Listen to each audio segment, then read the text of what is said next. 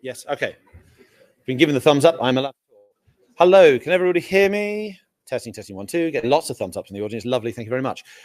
Welcome to the Games Industry Survival Guide 2024. Probably the quickfire Games Industry Survival Guide 2024 because we're starting slightly late, and I'm aware that we've all got lunch plans.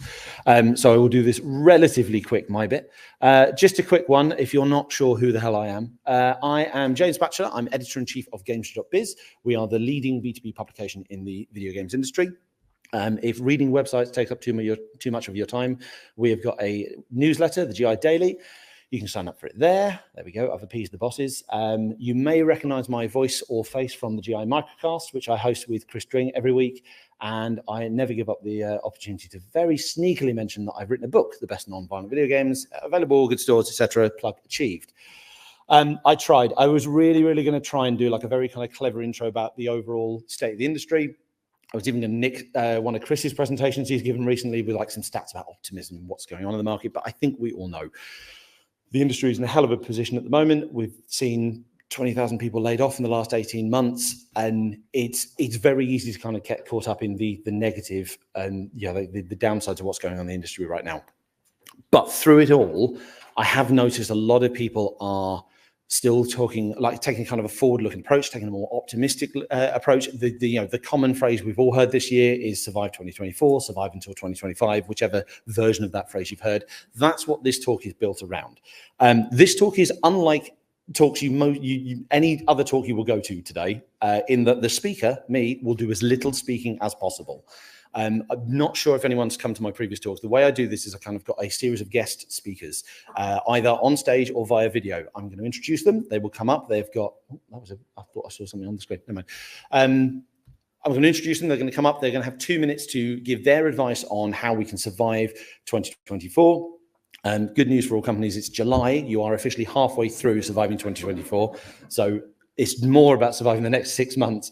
I've got a big range of people, so please be a big hand for everyone that comes up. There'll be some video guests as well. I think that's literally all you need to hear from me. Some of my guest speakers may repeat each other. This is the fun part where I actually don't know everything that everyone's going to say. I learn as much as this from you guys do. So there may be some repetition, but that just means that the people saying the same thing may be more right. There may be people saying something completely different. They may be right. We don't know. So I'm going to start off, because there's more than enough from me, with Hilmar Vega Petersen, CEO of CCP Games. Thank you very much. Please come join us, Hilmar.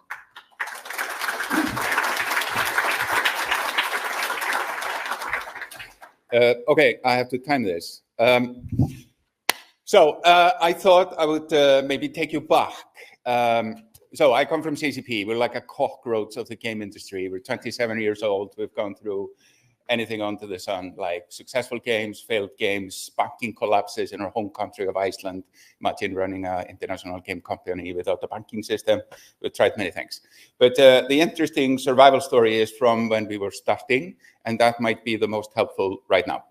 So CCP is founded in '97 out of a ragtag spin-off group from a metaverse company called OS Interactive. Yes, Iceland was making the metaverse as early as '92, inspired by Snowgrass, all that mumbo jumbo, avatars dancing around, broadcasted on the internet on 286s. So we stopped doing that and started doing something practical, like making the first single-sharded space MMO ever made in a company and a country and a team, but nobody had made a game. Nobody had even seen a game developer from afar. We were in the internet bubble. It was amazing. We raised loads of money. We raised $1.6 million, which I know is not a lot right now. And it was raging. And we figured out halfway into it, we raised kind of April 2000. Internet actually bursts in March 2000. The news didn't really arrive to Iceland the month later, so we were successful in raising the money. But we figured out we only had enough money to make half of Game Online. Imagine making Game Online for $3 million. So we start shaking up investors. The year after, that doesn't go very far. We were able to get the Icelandic phone company to become an equity investor. That kind of made us survive 2002. No, 2001, sorry. 2002, we literally ran out of money. We held a staff meeting, say everyone, well, we're out of money, but we've paid the rent, the door is open, the electricity is paid for, you're free to work, a few of us are going to continue. And everyone showed up. We ran the company for 3 months without paying any salaries. Some people didn't even take a salary for a year. Why was that possible? Well, it was this element of like, you know it when you see it, the game is coming together, it's going to be awesome. Wouldn't recommend it, but here's one way of doing it. Second phase was selling our publishing right to Simon & Schuster in the US. It was mainly a book publisher, but that was kind of the absurdity of the mission. And that was enough to string us over to 2003, where we released the game, and we've now been chasing its tail ever since. We'll talk more about that later. Thank you.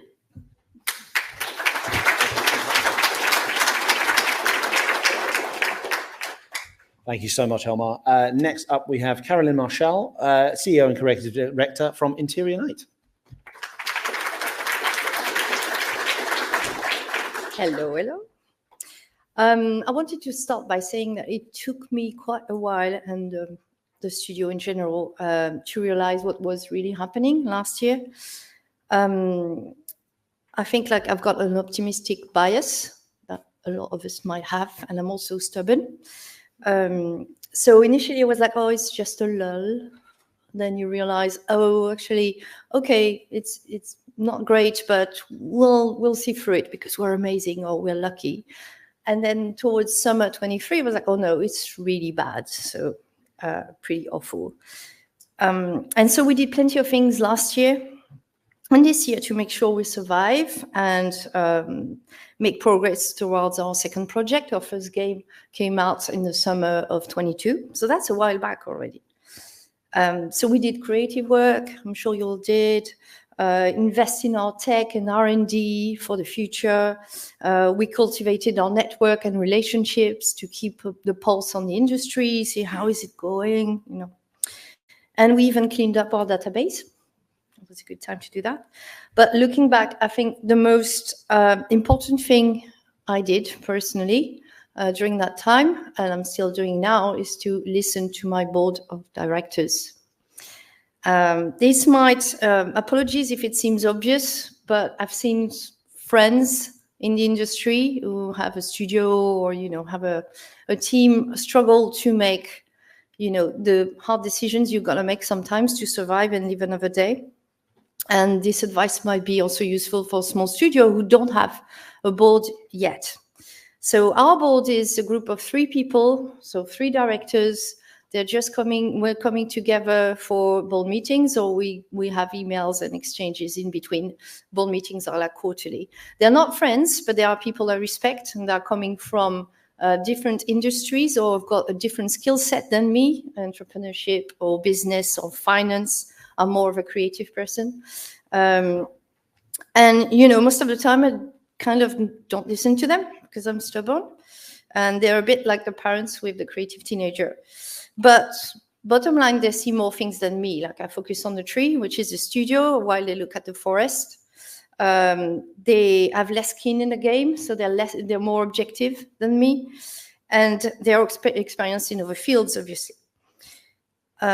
So they pushed me to make the hard decisions you don't want to make last year. So we reduced the team size, which is the most difficult decision to make because you're always like, but like in another 3 months, like I think it's going to happen.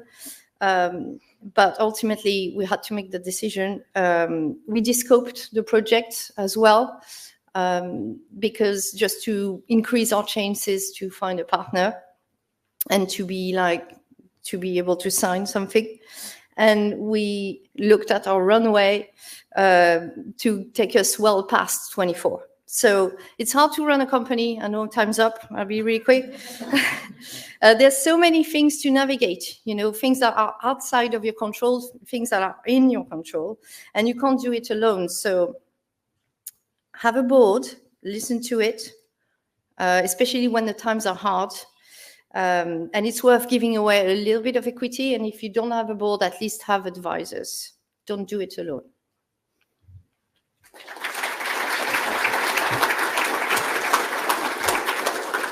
Starting to realize that 2 minutes per speaker might have been a tad restrictive. Ella. Let's applaud you as you come across the stage. Right. Hi all. So obviously this year has been really tough, and not only has that created challenges for every business and frankly every individual, but in particular for businesses who are early and maybe haven't quite found their path yet, or maybe businesses that were going through a particularly challenging moment. The external environment that we're going through can turn a problem that would have been potentially surmountable into one that can become critical very quickly. And, you know, ultimately that's a bit out of your control. And it comes down to this, right? Failure is an option. We innovate, we take risks, we do exciting stuff. We do that because we love it. But it means failure is an option, right? Games are difficult, even in good times. Getting all those moving pieces together, putting it out to the world and having the subjective success based on an audience is always going to be tough. And this environment only makes that even more tough. But it's what we do in those moments that I think really define us. And, you know, more companies than ever are going to be facing this dilemma. So what do we do in this scenario? Well, I want to talk to you about what I've been thinking about a lot and actually what I've been acting on, which is pivoting. So this is really the moment to take time to question whether you're going in the right direction and in the right way. You know, has the challenging environment been the only factor that's leading to your struggles this year, or has it exposed an underlying challenge which you now might have an opportunity to address? You know, has the market moved on and you need to get ahead of it? If the answer is it's just the environment, then by all means, knuckle down. There's a huge amount of advice out there, you know, extend your runway, ride it out. But if it's really exposed some other weakness in your strategy, then consider taking this opportunity to adjust, to pivot, to optimize so you can come out swinging and take advantage of, you know, hopefully the inevitable upturn that we're going to see in the not too distant future. But ultimately, it's a time that's felt a lot of us feeling despair, and it's affected the mental health of many of us. We can't deny that, but there is hope. There is funding out there. There are opportunities even now. There are less of them, but that's going to grow. But it does mean we have to be more competitive. If you want to be one of those companies that really is still today getting those raises, getting those opportunities, and you really want to be ready to ride that next wave, then, you know, if you can, take this time to really question what you're doing, take advice. I think, you know, not just look at your, you know, not take that just from you, but reframe, evaluate the market, think, you know, are what you're doing not just relevant today, but relevant for where the industry is going to be in a year and 2 years. And I think if you can do that and really use this time, then you have the opportunity to really move forward. Thank you so much, Ella. We have our first video guest. It was Ulas Karademeyer, I probably mispronounced that, CTO from IO Interactive, who had this to say. Hello, I'm Ulas. I'm the CTO for IO Interactive. I would like to give you a couple of advices to survive in 2024 making games. I will talk about three things. I think three things that I see quite important nowadays. Number one is that iteration speed beat iteration quality. I think as a studio, you need to build agility into your development environment. And that means that testing early, testing often, making sure that you build the right infrastructure to make sure that you can actually test the game as often as possible, and getting feedback from the users as quick as possible. Try to focus on building a gameplay that is fun, creating worlds that is immersive, and make sure that it runs on the platform. So it's very important in different stages of the game development, you actually focus on creating content that create immersion and also gameplay that is fun. And the best way to do it is actually focus on the screen and controllers and make sure that your game content, your ideas is actually not just talks and documents, but is actually demonstrable on the screen, and get your feedback around that. A second topic could be that stay close to your vision. When you do games, there will be a lot of influences from outside, and everyone want to pull to one side. You will listen to a lot of feedback from the people. But just listen to your feedback from the users. The people actually will buy your game, play your game, rather than listening advices from your investors or the people that has built different types of games. So focus on to your user core audience and stay true to your focus. Lastly, I think one of the key things that raise money when you don't need it. Often studios raise money and then they spend the money and then they try to raise money when they don't have money. So when you raise money, when you don't need money, it's easy to raise that money. So as soon as when you close a round or something like that, just make sure that you start raising money again for the next part of your project. So don't wait it to the end.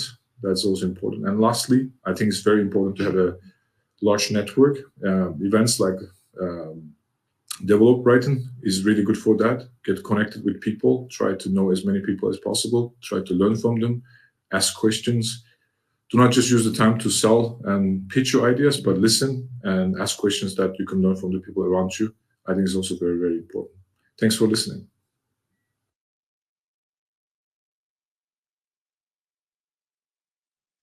Next up, we have Alexander. God, don't even bother. Hi, everyone. Horrible last Polish name. Okay, so the third bullet point on this panel is to leave you with an optimistic outlook on how the industry and how to thrive in 25. That's not going to happen from me. I was a journalist during the 2008 financial crisis and covered all of this before. I am Mr. This has all happened before. This will all happen again. And before 2008, as some of you in this room might know, there was also the devastation by the Canadians who took all those jobs as well previously. So yeah, this has all happened before. This is all going to happen again. My business partner is Mike Bithell, an eternal optimist. And for my own mental health, it's good for me to surround myself with people who believe in goodness and kindness. Where Mike and I have stayed aligned for 10 years is we assume every game is going to be a flop. And plan accordingly for that. Then we're pleasantly surprised when everything works out. A long-term benefit of this approach is that things, when things are good, you can turn up the risk a little bit.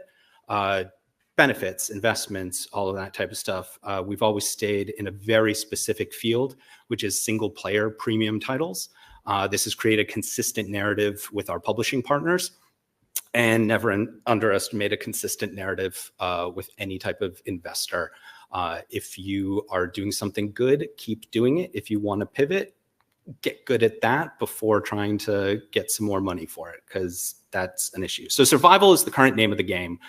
Keep your nose above water, and that means disciplined business practices. And for too many, it's too late, and a controlled crash is now what is going to happen this year. So controlled crash means take care of your people. Make sure that whatever money you've got, you're taking care of them, and you'll have the opportunity to do it again another time. Pragmatism.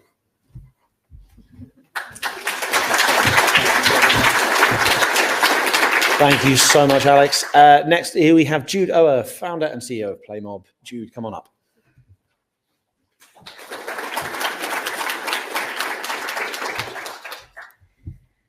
So I'm probably a bit more of an optimist. So that balances out nicely. So I'm Jude. I founded a company called PlayMob. We actually recently got acquired by Planet Play to create a green powerhouse. And actually that acquisition probably sums up what I'm going to kind of talk about in these couple of minutes, which is basically about kind of partnership and collaboration. So we want to kind of turn the industry green and help game studios benefit from that as well. And we met Planet Play, who want to do the same. So we ended up joining forces, which will help us create our green powerhouse. So, but the partnerships and collaboration that I want to talk about today are to help us think outside the box. And one of our big remits is to help studios go green and to help the planet. But actually, we believe that we can do that by helping to hit KPIs. And one of the things that we found works really, really well, and that we've been testing over the past year, PlayMob and Planet Play together, have been working with celebrities, brands, influencers, and this is really helping us, I think outside the box. And all the celebrities and influencers that we work with all want to do good and do something for the planet as well. So it helps us have a really powerful story to players. We actually find out that when we surveyed 400,000 gamers, that 81% want to do something for the planet. And then when you layer that on top with like big voices, like this month we're working with The Hoff, and in October it'll be Joe Jonas, and then we've got other celebrities. We're actually finding this be a really powerful tool for user acquisition and discoverability. And so they might not be the kind of go-to people that you might think about.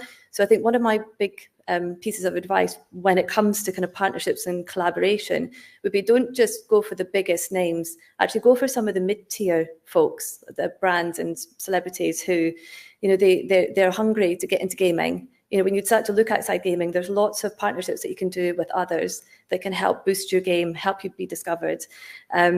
Because of these partnerships that we've got with the celebrities and the influencers, we're also working now with Google Play, who are doing featuring month on month for a green game category and with celebrities. So the whole thing is starting to grow, and that's kind of gone beyond what we expected it to. But I mean, just some stats here just to prove that it's working. So we're seeing about kind of over 60% of reactivating players. We're seeing a more than 6% increase of downloads for games that are participating. And we're seeing about a 500% increase across 30 games that have been selling items for green causes, but with celebrities. So it's a little bit different, a little bit thinking outside the box, but I think that would be my piece of advice, would be think differently, go outside the industry and look for these unique partnerships that can help grow your games. Thank you.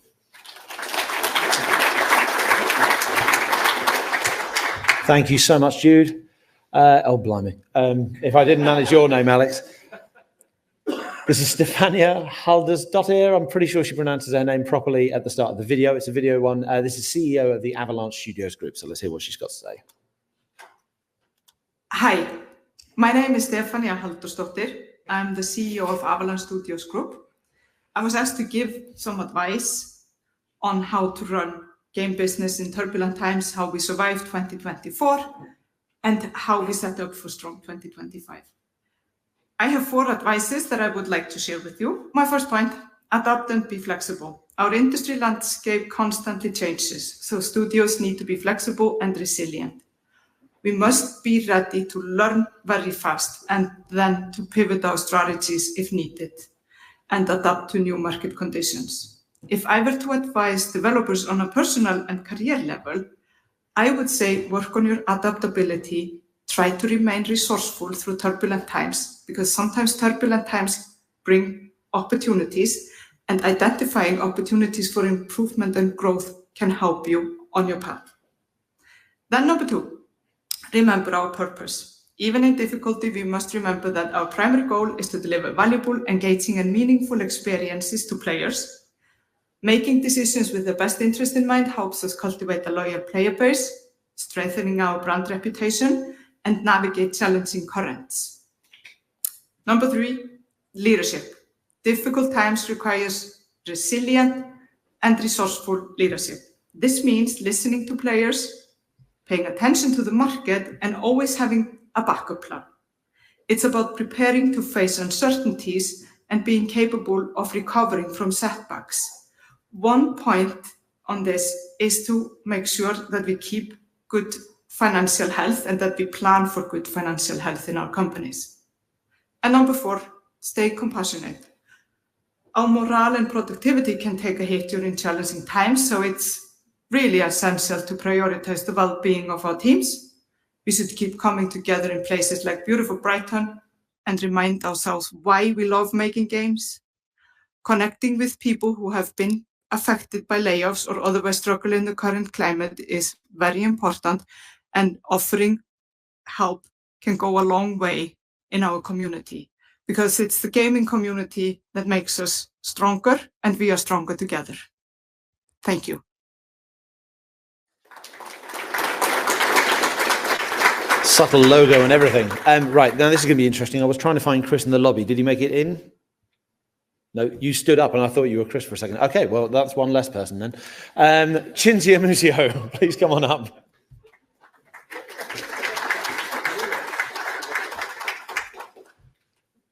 Hi, everyone. Thanks so much for all the advice so far. It's been really valuable to hear. And thank you for having me. I'm really excited to be here. When I kind of like started thinking about this, I wanted to think about a little bit forward, about 2025. And when we kind of like think about, how everything's going to be okay in 2025, we tend to think about the financial reasons for that. But I wanted to think about the people side and kind of like focusing it on 2 fronts. First of all, with the cost of redundancies, what we don't tend to think about is the people who are left at the studios, the people, particularly with large redundancies, who have gone through months of uncertainty and having seen their friends' life being completely upended, which will have a massive toll on their well-being, and it will have that massive impact on their productivity ultimately. So one thing that I really would like everyone to, think about and urge people to look into is investing in people, is kind of like thinking about ways that you can bring that morale back, that you can bring people back to your studio feeling excited again, because this industry runs on passion. That is kind of like everything that we have. And if we leave people for such a long amount of time with that uncertainty, we're just going to kill that passion. We're going to kill that creativity, because it's not an environment where this can be bred. So, invest in your people, invest in the people that you have still at your studio, and make sure that they are in a place where they can thrive. And then on the other side of things is that we are losing a massive amount of talent that are currently, like struggling to find jobs because it's just too many people, and that may have stories that they want to be telling. So this is a great, we hear a lot about people talking about that like indie revival, like this is a great chance for indie revival. But in order for that to happen, we need to invest in indies. We need to invest in people, particularly at the early stage, for people that cannot afford to pay for themselves to start a prototype, to start getting to pitching point. So, like prototype funding, kind of like finding ways to support indies at that early stage is very, very important. So if you're a publisher, if you're an indie that's kind of like found success, if you're, at any stage where you can reinvest in the future towards people, this is a really great place to kind of look into. Thank you.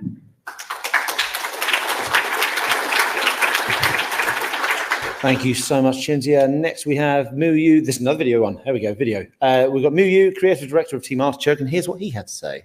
So my advice for surviving 2024 is focus inward and long-term. In a time where gatekeepers are all kind of in a stalling pattern, but pretending everything's okay, it's really easy to waste a lot of time trying to operate, guessing on what they want, or even worse, acting on what they say they want when they don't really know. I think you should focus on yourself and your game and your team and really think about what you're trying to do.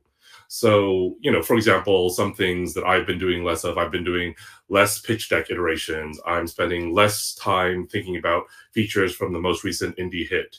And instead, I'm spending more time playtesting with my community or trying to nail down some marketing language or beats to get players excited about the game. I think another big element for me is finding similar people and similar companies.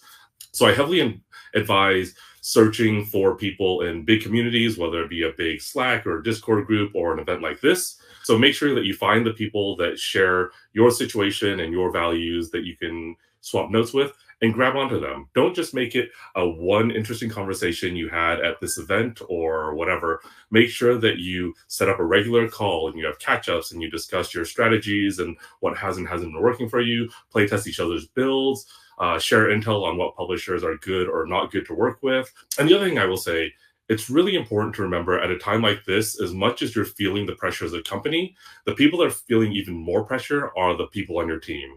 And the people that are feeling even more pressure than that are the people that are not yet on your team and applying and looking for jobs. So I think when you're thinking about trying to keep your run rate low and trying to keep costs down, don't do that at the expense of your team. And also don't do that at the expense of people applying. Make sure to treat applicants ethically, and for God's sake, just reply to all of them, be transparent with them, make sure that they can get on with their lives and have a little bit of certainty in a time like this. So yeah, I think my takeaways are focus on your path instead of what you think the gatekeepers want from you. Keep your run rate low by making good decisions, not at the expense of your team and your potential team, and don't go alone. So good luck.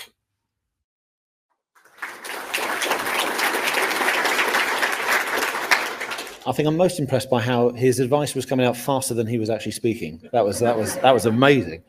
Okay, Alex Jones, founder of Silver Script Games, is our next speaker.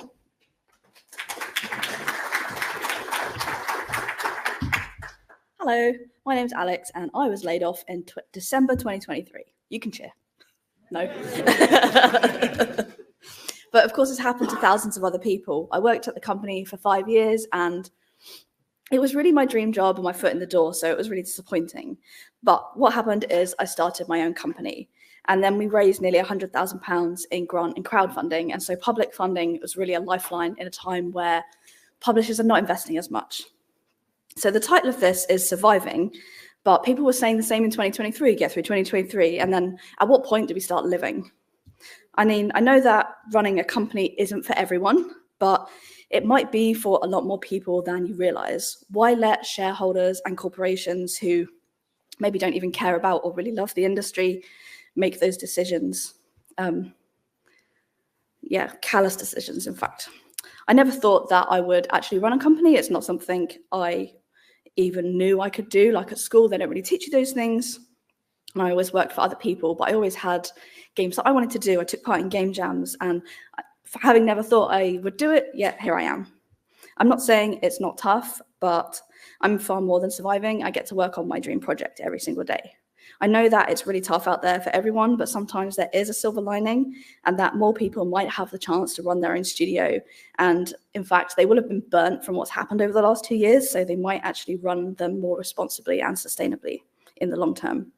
It could lead to a healthier and more stable industry. I know it's happened before and again, but hopefully some of us can start learning from it. I certainly know that I'm not going to be selling my company to anyone. Thank you very much.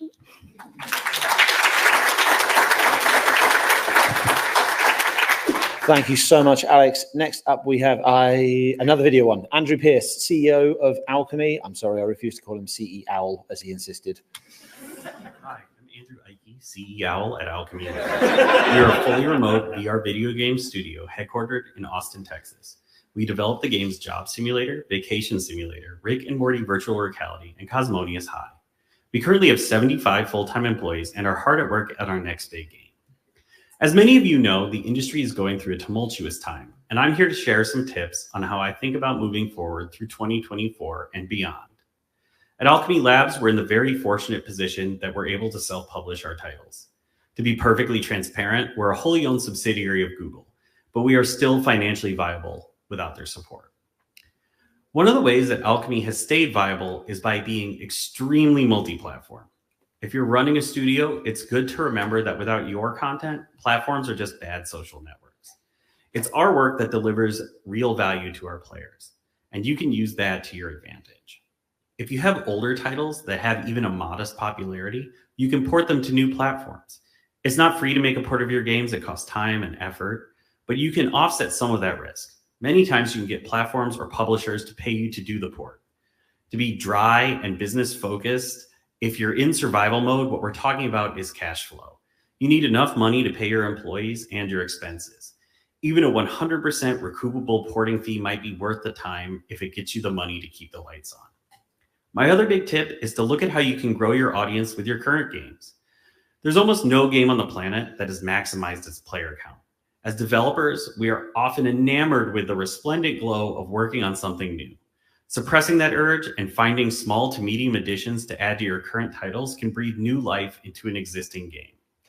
I'm certain that every dev of even a modestly successful game has a mountain of suggestions from fans. Update your game and help grow your audience. Good luck out there. I know it's tough, but there is a huge upside on the other side of this if you can figure out your own path forward. Thank you.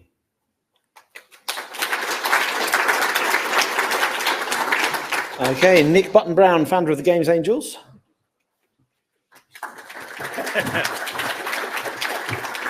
And I'm going to add, last week I was named UK Angel of the Year. So, no, come on. I want to, yeah, thank you. I'm British. That's really uncomfortable to celebrate. Sorry. Yeah, I'm going to talk about the investing landscape. 2023 was a shit show.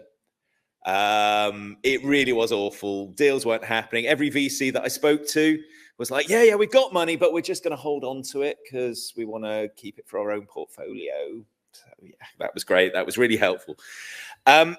AI kind of came as like this was going to save investment, and then it disappeared again because it turns out nobody knew how to make money on it. And then 2024, I started doing a roadshow with Creative UK, going around the UK trying to evangelize investing in creative industries. And I did a slide going, it's going to change this year. 2024 is going to be much better. And then as I was in the roadshow, the numbers came out for Q1 2024. It turns out it was getting better. It was getting better in March. It was terrible in January and February. March got better. April, May, and June has got better. We are at the levels in terms of pre-seed and seed deals, which are similar or much higher than 2020. Let's forget the bit in the middle. But we're back to kind of reasonable levels. So it's like, okay, so pre-seed and seed deals are happening. Later deals not happening yet, but maybe by kind of the middle of next year. So I got to go on this roadshow and tell people that this was going to happen, and then got numbers to show it was actually happening. But what does that mean? So my angel group has done 3 pre-seed deals so far this year, which is up from what it did last year. And we have 3 in the pipeline. So that's 6 companies that get to start and get to get going and get to hire people and get to create new business models, new games, new concepts. I feel that that's kind of positive. But I'm going to leave you with a slightly more positive note. We now have a cross-industry movement called Funding Quest, which is to try and improve the financing pipeline for UK games companies across debt, equity, government money. We have a whole bunch of projects going on. It's not very well organized. Sorry, it's me organizing it. It's really not very well organized. But it's out there. Things are going to get better. And yes, I've run out of time. Things are going to get better, but we do need help. So the only way that this is successful is if people help and make some more of those projects happen. All right, thank you.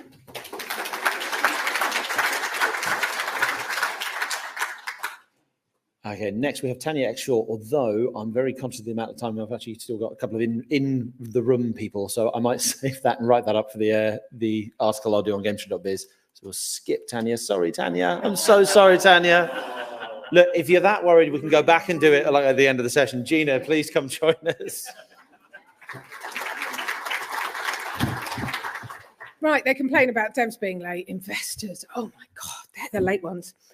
Blaming Nick. So, surviving 2024. This is not the first time we've seen this instability. I've been made redundant 6 times in my 32-year career. This is not the first time. We need to get out of boom and bust. But in 2022, our workforce grew by 21%. It was obvious we were going to have shrinkage. We need to make this better. But one of the things we're great at is innovating, working under pressure, squeezing as much as we can into a game, into memory, into the time we have. So my solution is fruit salad. It's time to diversify, to make do, to experiment, to scramble, and push ourselves. Look at the alternatives. Look at the parallels, the adjuncts. I recently delivered a graduate work program with Next Gen and Games Republic. Sadie, she was desperate to be a 3D artist, games artist. She did a degree in games art and she was working in a pub. She came on our course because she knew she needed a portfolio and experience, but she couldn't get a junior role. Why? It's 7% of the jobs out there are junior. So what's she done? She's joined a furniture company. That sounds odd. She is making the most incredible portfolio of 3D furniture and she is creating a portfolio. So she's not missing out. When her colleagues and peers are still working in the pub or still looking for a job, she's got experience and she's got that portfolio. I set up a new company called Pitchify to try and help people get investment and for developers to get feedback. I have gone on a couple of accelerators with Barclays and with Games London because it takes me on a journey. It kept me focused. It enabled me to engage with others and to be motivated. So with fruit salad, I'm asking people to mix it up, create new flavors, combine things, work out what you're good at, what you're not good at, and the skill sets that you have. Thank you. Thank you so much, Gina. That now explains why. Gina basically sent me a slide with a picture of a fruit salad, and I now understand why. Thank you. Right, never mind 2024. You have nearly survived this talk. We have one more speaker left. Charles, could you please come join me? I am well aware that we've now run out of time, but mine is 2 minutes and time, so I'll be really, really quick. And what I want to say is prepare for the new normal. It won't be the same as it was before. Things, of course, are very tough, but it feels very similar to around about 2008, when digital distribution had absolutely changed the landscape. And of course, we had the financial crisis, the double whammy, coming to quote one of the Conservative ministers. But it felt really, really grim. And interest rates will, of course, be coming down. So disposable income will be going up. It's tempting to say just survive to 25. But I think we actually need to do more than that. I think we need to work out what the effects of AI will be, what the effects of all these incredible disruptive forces will be. So, like everybody says, remain super cautious until that happens. I won't go into too much. I've written notes, but stay lean, of course. Look after your people. All of the things that have been said. Keep the vision focused. You know, these big projects done by the great auteurs really are not going to be funded for much longer. As was also said, seek out constructive criticism, for God's sake. Look, get feedback from people you trust, from users. While praise is wonderful, what is much more valuable is actually criticism, which will allow you to improve, and then go on to focus on what is important and stick to that. So, as I say, prepare for the new normal. In the last great disruptive period, the biggest publisher in the world, THQ, were bankrupt within 3 years, and developers were able to thrive because they could find the niches that emerged that hadn't been seen. I'm absolutely sure that this is what is going to happen. So when things get better, it will be different. Make sure as small developers that you can really exploit those, and it'll be fantastic. Good luck to you all.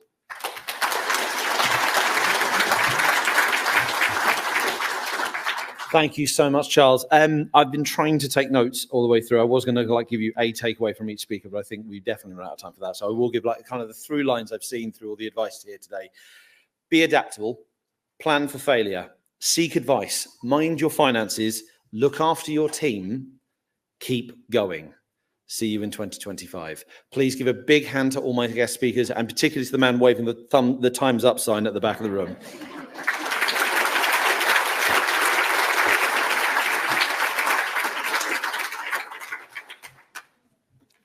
Lunch.